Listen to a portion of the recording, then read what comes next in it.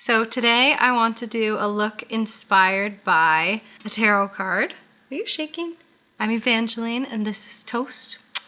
I'll let him go off on his merry way. So anyway, I want to do a look inspired by a tarot card because I think they can be really fun images to draw on for makeup inspiration. Whether you like the tarot or not, they have some beautiful images. Some decks have different colors. I have 3 decks, so I'll show you the same card in different decks, but I want to draw upon the Empress. Here's the original Smith weight. The Morgan Greer deck, which was my first deck, and then the Modern Witch tarot deck. So anyway, the vibe of the Empress is very sort of sensual, earthy, and I really want to focus on the color story from the Morgan Greer. Take from these greens, a little bit of blues and golds, and just basically summon this type of energy.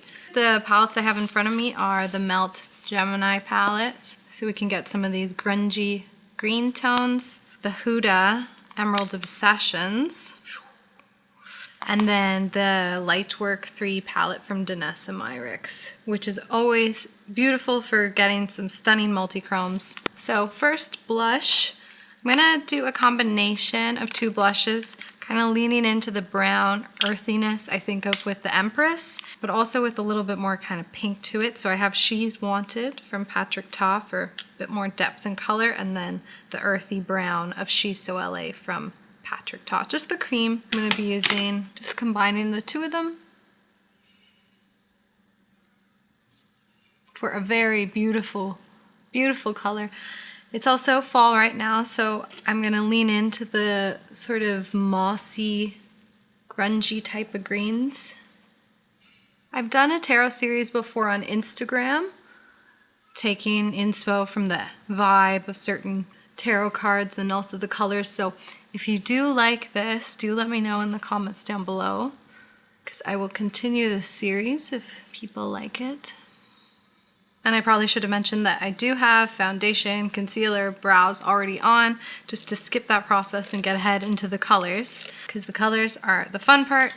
So again, harkening back to this, kind of got these like limey-ish goldy greens, blues, deep greens. In all the cards you can kind of see this earthiness. She's always like surrounded by wheat, plants, waterfalls. Again, it's really fun to sort of take inspiration from something, even if it's just like the time of year or a movie or whatever, and think about how you want to summon that energy and put it into your makeup look or your clothing. So I think I'm going to start with Mochi from the Gemini. It's been a while since I've done a green eye look. Just working it into the crease with a bit of a smaller, fluffy brush. I'm not too fussed right now about placement or anything. It's kind of just starting to lay down the foundation of color. I really do love using grungy type of tones in the crease. If you're kind of intimidated by them, they can be a really nice transition shade. Okay, adding depth now. I'm gonna add some depth with Leo. It's a bit of a bigger brush.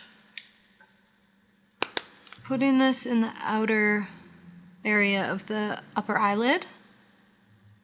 Packing down the color first, kind of going between the 2 brushes I've been using, and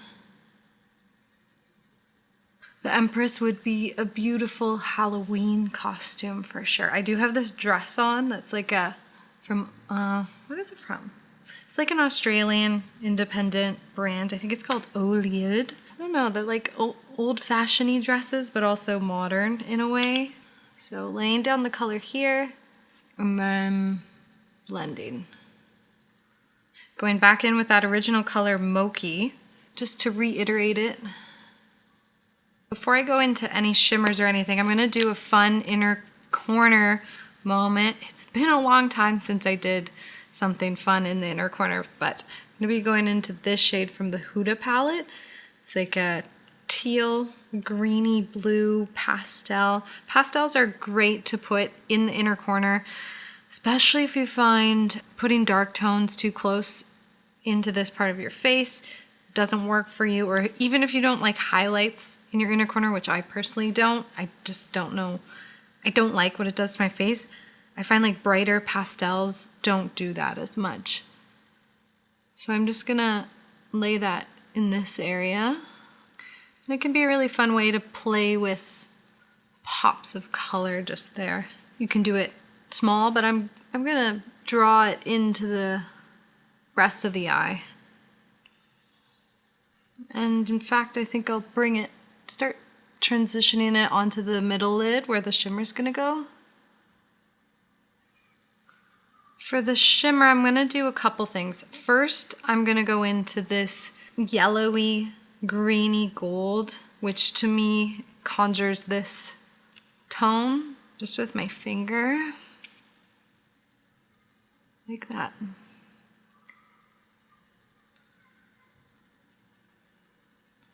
I'm also gonna go into the Multichrome Gaia from the Danessa Myricks palette. Right now it's shifting, since it's a multichrome, kind of burgundy, but it does shift a really cool green as well. So we'll see what it looks like on my eye from this front part of the camera, but I promise there's some green in there, a really, really pretty green. Just with my finger as well. This is gonna go about here, so transitioning from that yellowy shimmer into the green over here. I'm seeing green, I don't know what you're seeing. These multi-chromes are cool from Danessa Myricks. They're not too like shimmery and flaky. They're sort of satiny velvet. Okay, I think I'm gonna mimic the exact same thing on the lower lash line. So with a pencil brush, just gonna work from this tone all the way to the other tone. Going back in with the Huda, then into that yellowy shimmer with my pinky. Just kind of look up. I'm not even looking at what I'm doing, just kind of feeling, so I can get that pad of my pinky like onto the lower lash line. Kind of working in reverse. Again, looking up. I could have done this as I lay down the colors in the first step, but I just wasn't too sure if this is what I wanted to do on the lower lash line yet. So here are all the tones laid down. I'm just gonna go a little bit back and forth, create more of a blend, whether it's patting the shimmers a bit with my fingers or going in with the brushes again. And then it's always nice to go in with a very fluffy brush to really blend out that transition from the eyeshadow to just skin. I have this single eyeshadow from Makeup Forever that is nice to transition. It's similar to my skin tone, so provides that sort of grippy powder base to blend the shadows. So there's some depth going on here, but I think this look will really benefit from a winged liner, or just really deepening the lash line if you don't like doing a wing. I'm not a big fan of winged liner in general, especially liquid liner when you've done a really beautiful eyeshadow look and then you're trying to put a wing on it and then you like ruin it and it's a liquid liner and it won't budge. So I'm gonna go in with my favorite liner, which is from Rituel de Fille, and it's the Black Orb liner. This is a kohl liner, so it's creamy. It doesn't fully dry down like a liquid liner, but I don't usually find that's a huge issue. You can always set it with a black eyeshadow. And I go in with a very tiny angled brush, and this is from KJH Spectrum. This is the 23. If I lost this brush, I'd almost have to buy the whole collection just to have it. It's so good. And this is just easy to use. You can blend it out. You can create a whole eyeshadow look with it. So I'll just start along the lash line.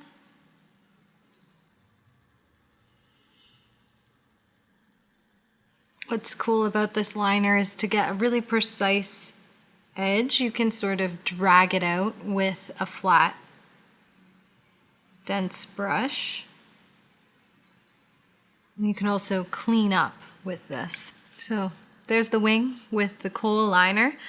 I'm gonna do the same on the other side off camera because you don't need to watch that.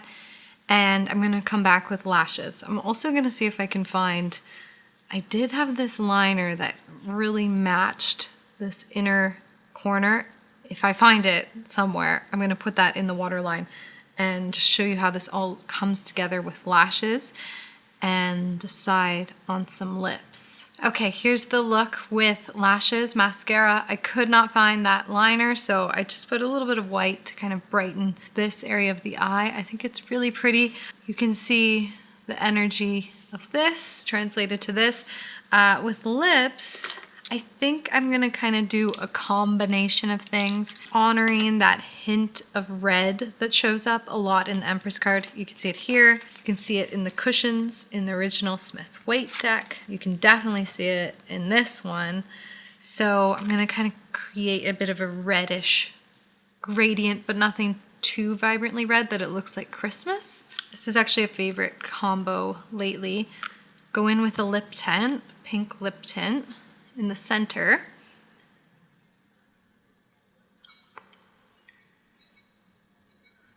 This is really just providing a base of color rather than being the lip tone I'm going for. Then my favorite liner from Rare Beauty in the shade Wise. And then a touch of gloss from Tower 28 in the shade Spicy.